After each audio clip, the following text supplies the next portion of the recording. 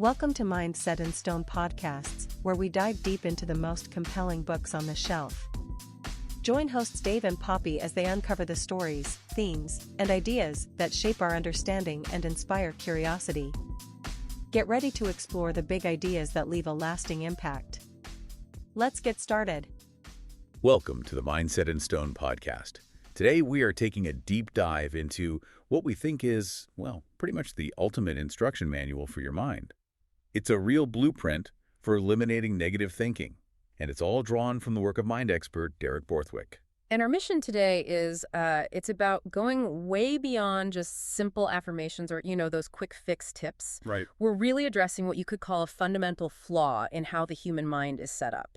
We all get that negative thoughts are universal, but the goal here, it isn't total elimination. That's not realistic. It's about balance, control, and strategic reprogramming. And the scale of this problem is it's staggering. It really makes this conversation essential. It does. I mean, the National Science Foundation found that up to 98% of our thoughts are repetitive. Day in, day out, the same loops. And a huge 80% of those daily thoughts are negative. So to do the math, you're looking at somewhere between 9,000 and 40,000 negative thoughts every single day. It's an almost unimaginable amount of self-criticism.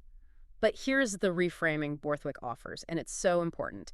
Negative thinking isn't a weakness. It's not some personal failing. It's actually a highly developed talent that's just being used the wrong way. A talent. That's a fascinating way to put it. Well, think about it. You've become incredibly good, incredibly efficient at programming your brain for the wrong outcome. So instead of beating myself up, I should recognize, wow, I'm actually really skilled at this. I just need to aim the skill somewhere else. Precisely. And to do that, to redirect it, we need to understand the system itself, how it all got programmed in the first place. Okay, so what's the plan for today? So we're splitting this deep dive into two key parts. First, we'll get into the underlying science, the architecture, the unconscious mind, the physical power of belief. The why we get stuck. Exactly, the why. And then we'll shift directly into the practical tools, the how. We're talking stacking methods like CBT and NLP to make sure the change is real and permanent. So we're basically trying to find the instruction manual we should have been given at birth. That's the goal. Let's find that manual. Okay, let's start with that internal machinery then. The part of the mind we don't consciously control. We all like to think we're the captain of our own ship, but the data says otherwise, doesn't it? It really does. Psychologists figure that habits alone make up about 40% of everything we do. And beyond that, maybe up to 95% of our daily actions and reactions are running completely below conscious awareness. That imbalance is just huge. And it explains why sheer willpower often just fails. It's because we're trying to use the wrong tool for the job. We're dealing with two different minds or operating systems, and they are not created equal. Not at all.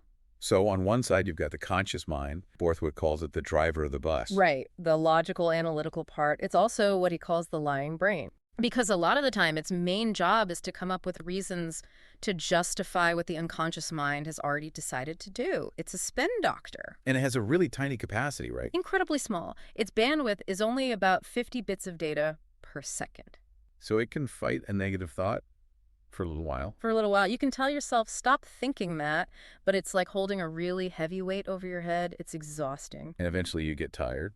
And it snaps right back, just like a stretched rubber band. Continuous effort, and it's just not sustainable. Okay, so that's the driver. Now let's talk about the unconscious mind. The engine room, or the bus itself. Now that is the powerhouse. The unconscious mind is running everything vital, your breathing, your heart rate, your immune system, all of it. It's almost hard to believe. Cellular biologist Dr. Bruce Lipton's research suggests it processes around 40 million bits of data per second. Wait, 40 million compared to 50. So you're saying the unconscious is literally 1,000,000 times more powerful. Sounds like an exaggeration. How is that even possible? It sounds like it, but it's about the sheer volume of sensory data the body is taking in and processing at all times versus the tiny slice we focus on consciously. So the conscious mind is like one little app running on your phone. Exactly. And the unconscious is the entire server farm that powers the whole internet. So conscious effort isn't useless, but it's outmatched if it's fighting a deeply programmed pattern. So conscious effort starts the change, but the unconscious mind is what actually carries it out. You've got it. And here's the really critical part about that unconscious mind. What's that? It takes everything, literally. It doesn't get sarcasm or jokes or nuance. It can't tell the difference between something real and something you just vividly imagined. So if I keep telling myself I'm a failure, It just accepts that as a core command, a fact. And it directs your body, your energy, your behavior to align with that truth. That's the root of those automatic negative patterns. which brings us to that brilliant analogy you mentioned, the faulty bus. If the bus itself, the unconscious, is wired to always pull to the left into negativity, then the conscious driver has to spend all their energy just fighting the wheel to stay on the road. Constantly fighting it, it's exhausting. So to really fix the problem, you have to get out of the driver's seat and go down into the engine room. But the door to the engine room is locked. And it's guarded by the conscious mind, the critical guard. And if you try to tell the guard, hey, I need to fix this fault, what happens? The guard just says, what fault? There's no fault here. I'm steering just fine, and keeps the door locked. The conscious mind hates change, even if the current situation is negative. It wants consistency. So we need a way to get around the guard, distract him, or wait till he's asleep. And that's why techniques that focus on deep relaxation or hypnotic states are so powerful. Things like deep trance identification or DTI that Borthwick talks about. How does that work? It's a method from NLP.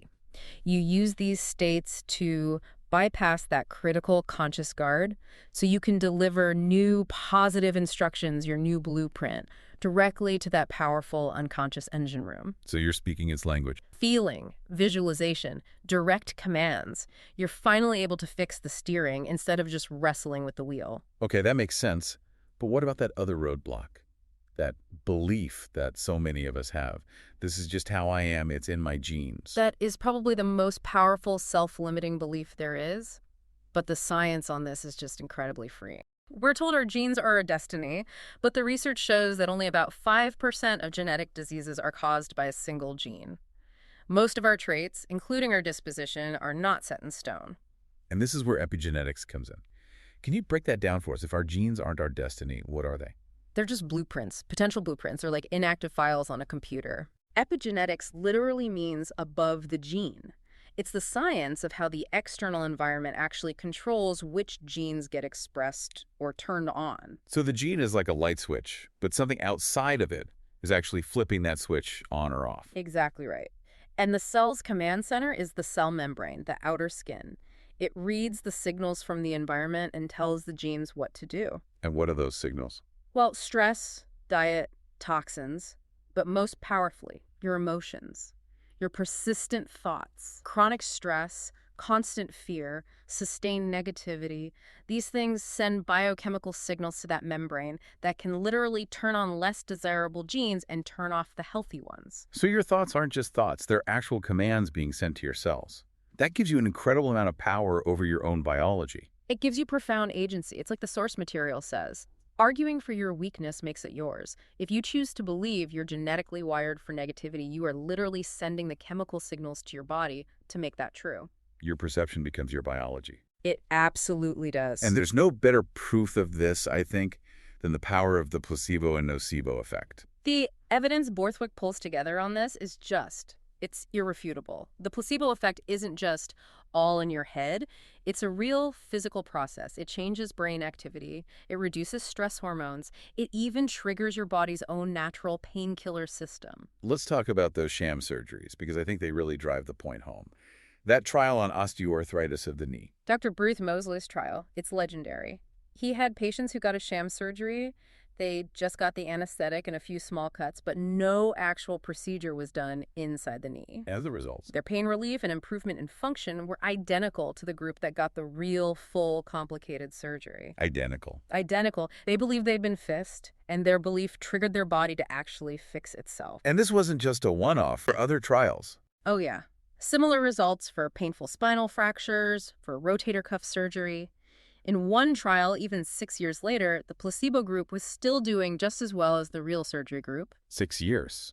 The expectation of healing became the healing mechanism. So is a belief in a surgery that never happened can get someone who's severely debilitated back to playing basketball? Then just imagine what that same power can do for your internal thought patterns. Your reality is just an interpretation, and you can change the interpretation. But it's so important to remember, this works both ways. The case of Sam Lond, the salesman, is a perfect, tragic example. What happened to him? He was diagnosed with fatal cancer, and his doctor basically told him there was no hope. He died very quickly, just as predicted. So the diagnosis was right. But it wasn't. The post-mortem found only a few, very small cancer nodes, not nearly enough to have killed him. His doctor's conclusion was that he died with cancer, not of it. His absolute belief in his own death is what killed him. That is genuinely chilling. It just proves that if you choose to believe that your negativity is permanent or genetic, you are literally using one of the most powerful forces in the universe against yourself. That's the takeaway. You have the power, so you have to choose how to use it. Okay, so we've established our beliefs, our programming, our biology. Now let's get more specific. How does that power translate into the everyday negative traps we fall into? Borthwick points out 3 main patterns. Right, the big 3. First up is imposter syndrome. So many people feel this. And it's more than just being humble. It's this deep, nagging belief that all of your success is just luck or fluke. And you feel like any minute now you're going to be found out. Exactly. You feel like a fraud. And the data is pretty clear. Up to 70% of high-achieving adults have felt this at least once. Okay, what's number 2? Number 2 is rumination. This is that pattern of repetitive, excessive thoughts. And we need to be clear, this is different from useful reflection. Useful reflection looks for answers, for lessons. Rumination or brooding just loops on the problem. It dwells on feeling helpless, and it never, ever moves toward a solution. It's a mental dead end. Hamster wheel. A hamster wheel. Perfect analogy. And third is overthinking. Which is like rumination's cousin. Overthinking analyzes a problem to death, but again, never actually takes a step to solve it. It creates this intense inward focus, this tunnel vision where you miss what's actually happening around you. And these traps are made worse by our brain's own shortcuts. This brings us to Daniel Kahneman's work. Yes, the 2 thinking systems.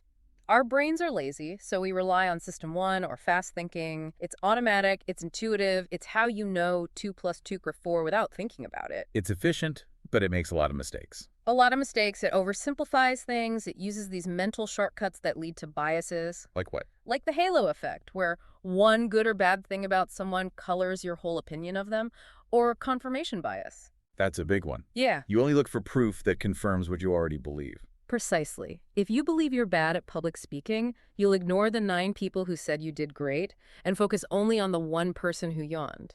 And the craziest part is we don't even see these biases in action. The invisible gorilla experiment is the perfect example. It really is. They had people watch a video and count basketball passes. Simple task. And while they're focused on counting, a woman in a full gorilla suit walks right through the middle of the game, thumps her chest, and walks off. And half the people. Half the people completely miss it. They don't see the gorilla at all. That says so much about negativity, doesn't it? It says 2 profound things. 1, your brain filters out so much reality that your map of the world is never accurate. You just don't see what you aren't looking for. And 2. And 2, you are blind to your own blindness. The people who missed it were absolutely certain they would have seen it. It's the same with our thoughts.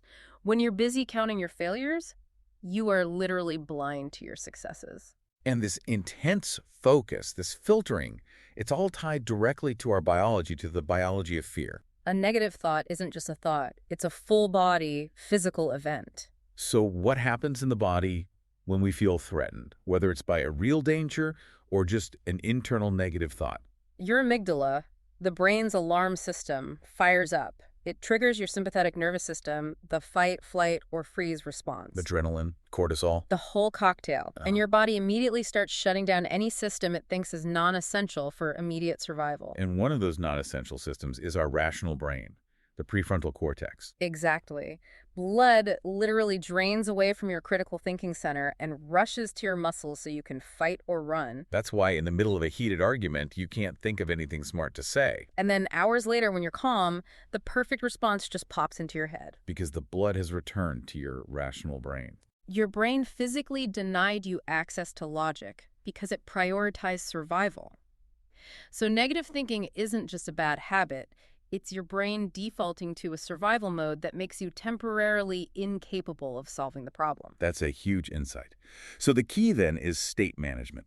It's all about state management. Borthwick's point is that negative thoughts come from a fear of failure, and that fear is always based on the past or the future. Which are just interpretations. Your lies. Your memories are your interpretation of the past, and your predictions about the future haven't happened yet. They're just stories. So if you can consciously manage your physical state before your brain goes into lockdown, you can stop that whole negative spiral before it even starts. You're not arguing with the thought anymore. You're managing the physical state that the thought creates. That's the secret. All right, we've laid out the problem. The unconscious mind, our beliefs, the biology of fear. The solution, then, can't be just one simple trick. It has to be layered. This is what Borthwick calls the principle of stacking. Stacking is everything for permanent change. Think about it. One single piece of paper is flimsy. You can blow it away. But if you stack 7 or 8 pieces of paper together, you get a rigid block that won't move. We have to do the same thing with these techniques. So we stack cognitive tools, physical tools, neurological tools. To create a solid, unshakable blueprint for positive thinking. Okay, let's get into the practical takeaways. Let's build that stack. What's the first tool? Takeaway number 1 is the cognitive behavioral therapy, or CBT, ABCDE framework. This is your core tool for structured analysis. It forces your slow, rational brain to take back control from your fast, biased brain. And you have to write it down, right? You have to write it down. That's non-negotiable. Let's use an example. Say you miss a small deadline at work. Okay, a common trigger for negativity. So A is for adversity, the trigger. That's the objective event. I missed the deadline. Simple enough. Next is B for beliefs. This is where the automatic negative thought kicks in. I missed this deadline. I always miss deadlines. I'm incompetent. I'm going to get fired. All or nothing thinking. Catastrophizing. All of it. Then C is for consequences. How did that belief make you feel? Anxious, ashamed, heart racing. Right. You might rate that shame an 8 out of 10. And you realize the shame comes from the belief I'm incompetent, not the actual event. And now the most important step. D for disputation. This is where you become a lawyer and cross-examine the belief. You ask questions. Is it really true that I always fail? Can I name 2 deadlines I met last month? What is the actual real-world evidence that I'm going to be fired over this one thing? What's a more realistic explanation? Maybe the deadline was unreasonable. Maybe you had other priorities. You hunt for the facts. And that leads to E for effect, the new outcome. After disputing the faulty belief, you create a new, more balanced one. I'm a competent person who sometimes misses a deadline when things get busy. I'll let my manager know and set a new timeline. Then you re-rate your emotion. That 8 is probably down to a 3 or 4. You're using logic to diffuse the emotional bomb. Okay, great tool. Moving on to takeaway 2. Setting achievable goals. This is about changing our whole mindset around achievement. Yes, it's about focusing on the process, not just the giant outcome. We need our goals to be ABC, achievable, believable, and things we are committed to. And this is all about building momentum, isn't it?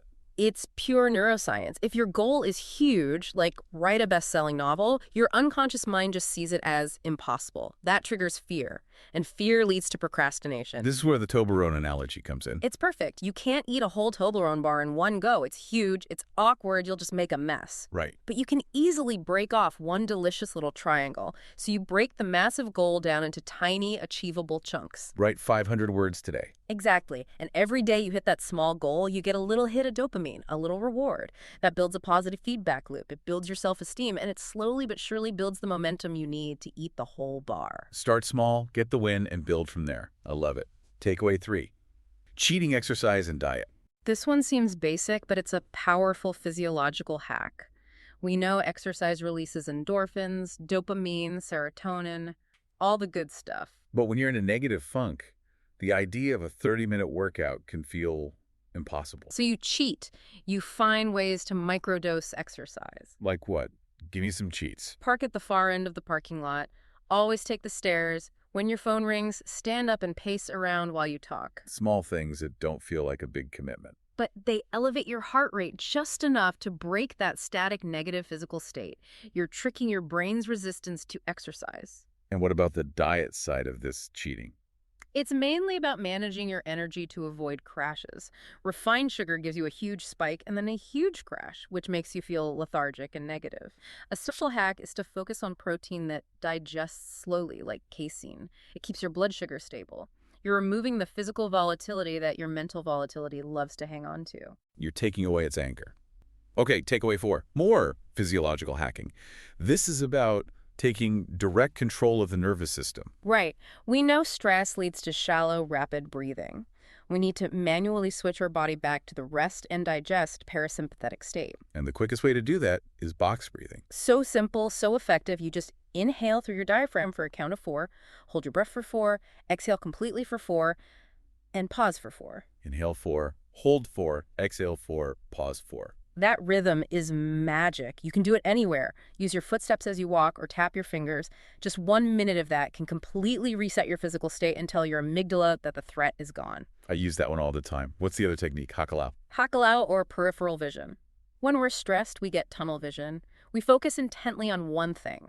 The threat. The threat. Relaxation, on the other hand, is associated with a wide, soft peripheral view. So you can trick your body into relaxing. How do you do it? You pick a spot in the distance to look at. Then, without moving your eyes from that spot, you consciously try to widen your field of vision.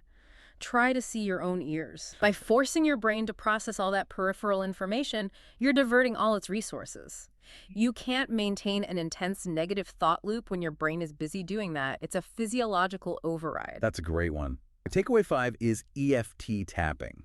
Some people are skeptical of this one. They are, but the research is actually very solid on its effects. It doesn't matter if you believe it works because of energy meridians or if you think it's just a powerful placebo that calms the amygdala. The point is, it works. It works. Studies show it demonstrably lowers the stress hormone cortisol and calms your heart rate. It's a rapid pattern interrupt. So walk us through the simple process. First, you pick your issue. Let's say this negative thinking about my work. Rate how intense it feels, 0 to 10. Second, you do what's called the polarity reversal. You rub a little sensitive spot below your collarbone while saying, even though I have this negative thought, I deeply and completely accept myself. That acceptance part feels really important. No judgment. Crucial. Then you start tapping on a sequence of 8 points while repeating a reminder phrase like this negative thinking. What are the points? Top of the head, the start of your eyebrow, side of your eye, under your nose, on your chin, your collarbone, and then under your arm. You tap each point a few times. And then You stop, take a breath, and re-rate the intensity from 0 to 10. You'll almost always see a significant drop. You're proving to your brain that the feeling isn't permanent. Powerful stuff. Now we're getting into the advanced neurological hacks from NLP. Takeaway 6, building a personal power anchor. This is all about conditioning. It's about linking a powerful, positive feeling like confidence or calm to a unique physical trigger. And you mentioned the example of Eddie Hall, the world's strongest man. A perfect example. Right before he lifted a world record 500 kilograms, he used a specific pinch on his arm. That was his anchor. Firing that anchor instantly flooded his body with the powerful state he needed to perform that incredible feat. And if it can work for a physical challenge like that, it can definitely work for a mental one. How does the listener build their own anchor? It takes a little practice. First, you have to find a memory of a time you felt intensely positive or confident or successful. A real memory. A real one. You close your eyes and you step back into that memory, see what you saw, hear what you've heard, and really truly feel that powerful emotion again. And the timing here is critical. It's everything. Just as that positive feeling hits its absolute peak, you fire your anchor. That has to be a unique touch you don't use for anything else. Like pressing your thumb and middle finger together or tapping a knuckle. Exactly. And you repeat that process. Go into the memory, feel the peak, fire the anchor. Do it 10 or 15 times, building a neurological connection so that eventually you can just fire the anchor and get the feeling on demand. Instantly pulling yourself out of a negative state. Brilliant. And that brings us to the final takeaway, number 7, dismantling the inner voice. This might be the most fun one. We all have that inner critic, and when it starts, we get caught up in the content of what it's saying. I'm a failure. Right. NLP flips that. It says, ignore the content. Focus on the process, the characteristics of the voice itself. Pinpoint its location. And once I know where it is, You move it. Take that voice and mentally push it 10 feet away from you, Yeah. or put it 30 feet up in the air. Just changing its location immediately reduces its authority. that's a cool trick. And then you do a sound check. This is the neutralization part. If the voice is loud and harsh, mentally turn the volume down to a whisper. If it's fast, slow it way down. Or change the voice entirely. That's the best part. Change it to Mickey Mouse or Darth Vader. Your brain cannot possibly take a threat seriously if it's being delivered in a ridiculous cartoon voice. You'll start to laugh, and that breaks the state instantly. And finally, you can reframe the language. Yes, to break down those huge generalizations, instead of letting yourself think, I always fail at everything, you consciously catch it.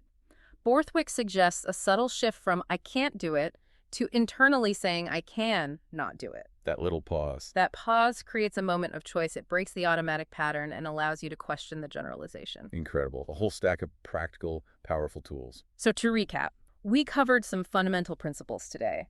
The architecture of your mind, your unconscious, is the powerhouse, the engine room. We saw with the evidence from things like the sham surgeries that your beliefs literally shape your physical reality.